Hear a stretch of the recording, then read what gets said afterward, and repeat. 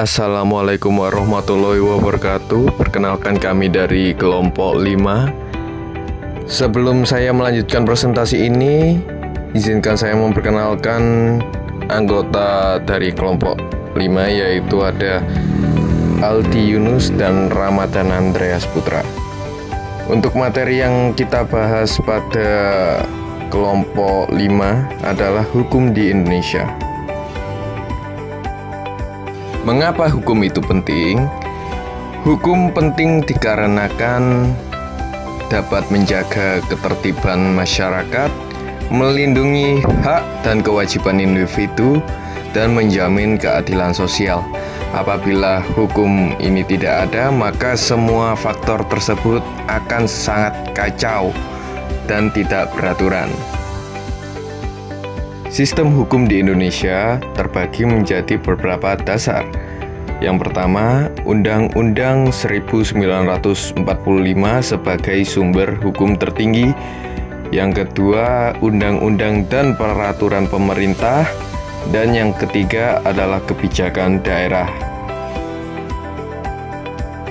Hukum di Indonesia terdapat beberapa jenis dan dikategorikan untuk hukum pidana, mengatur tindak kriminal, hukum perdata, mengatur hubungan antar individu, dan hukum administrasi untuk mengatur hubungan antar individu dan negara.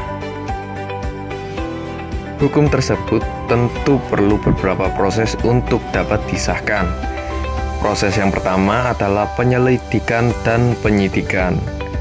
Lalu proses kedua adalah penuntutan, proses ketiga persidangan, dan untuk proses terakhir adalah putusan dan upaya hukum agar hukum tersebut dapat disahkan. Hak asasi manusia terdapat beberapa dasar hukum, yakni perlindungan hak asasi manusia, landasan hukum perlindungan HAM, dan peran lembaga negara dan masyarakat sipil.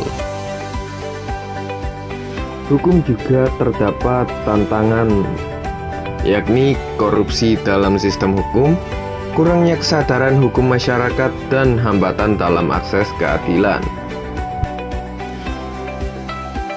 Beberapa upaya untuk meningkatkan kesadaran hukum masyarakat juga dilakukan, di antaranya pendidikan hukum di sekolah yang terintegrasi materi hukum dalam kurikulum.